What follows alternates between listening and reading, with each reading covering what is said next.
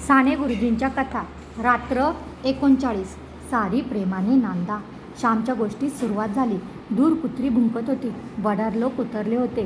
त्यांची ती कुत्री होती. सकू मावशी रात्रंदिवस माझ्या आईची शुश्रूषा करत होती. ती जणू उपजत शुश्रूषा कशी करावी याचे ज्ञान घेऊन आली होती. जन्मजात परिचारिका ती होती. आईला स्वच्छ कसे अंथरूण तिने घातले. स्वतःच्या अंथरुणावरची चादर तिने आईखाली घातली.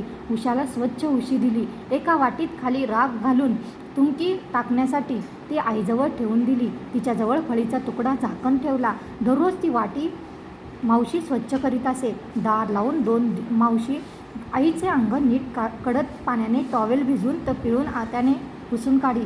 तिने बरोबर थर्मामीटर आणले होते. ताप बरोबर पाही. ताप अधिक वाढू लागला तर कोलन वॉटरची पट्टी कपाळावर ठेवी.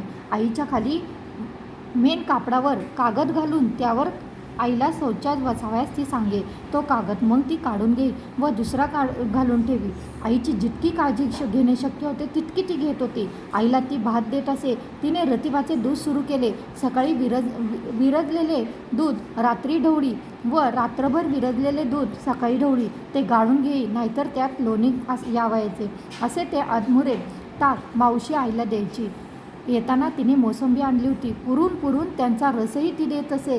साऱ्या जन्मात आईची कधी व्यवस्था नव्हती अशी मावशीने ठेवली होती. साऱ्या जन्मात हाल झाले, परंतु मरताना मावशीने हाल होऊ दिले नाही. मावशी म्हणजे मूर्तिमंत, कळकळ व सेवा, अत्यंत निर्लज व व्यवस्थित.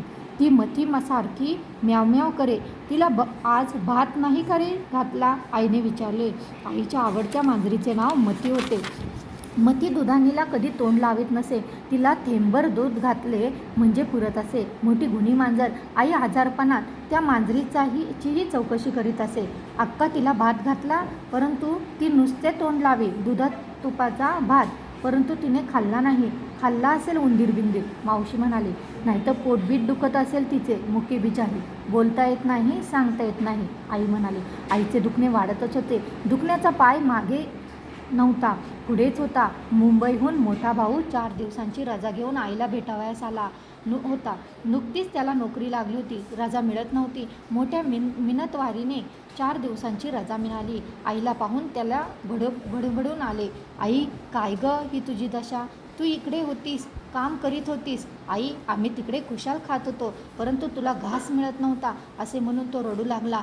धाकट्या पुरुषोत्तमाने सारी हकीकत त्याला सांगितली. आईने कसे हाल काढले, दवंडी कशी पिटली, ते सारे त्याने सांगितले. दादाचे हृदय दुभंग झाले.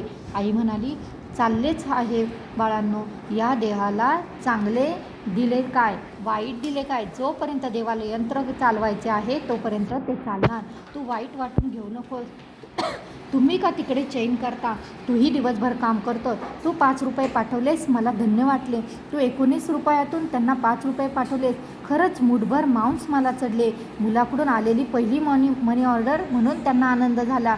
आता मला चिंता नाही. तुम्हाला तयार करणे एवढेच माझे काम. तुम्ही गुणी निघालात, चांगले झालंय. तुम्हाला पैसे मिळत वा नाव मिळत, तुमच्याजवळ गुणांची संपत्ती आहे. आता मला काळजी नाही. श्याम तिकडे आहे. या पुरुषोत्तमाला मावशी तयार करील. एकमेकांना प्रेम द्या. परस्परास विसरू नका. आई जणू निर्वानिरव करीत होती. आई, मी इथेच तुझ्याजवळ राहू का? काय करायची ती नोकरी? आईची सेवा हातून होत नसेल तर नोकरी कशाला? आई, मला नोकरीची हाव नाही, खरोखरच नाही. तुझ्या पायांच्या सेवेपेक्षा वरिष्ठांचे बूट मला पूज्य नाहीत. आई, तुझे पाय, तुझी सेवा यातच माझे कल्याण, माझे भाग्य, माझा मोक्ष, माझे सारे काही आहे. आई, तू सांगशील तसे मी करीन. राजीनामा मी लिहून आणला आहे. देऊ का पाठवून? दादा गहीवरून बोलला होता. आई विचार करून हळूच म्हणाली, गजू, सध्या सकू मावशी येते आहे.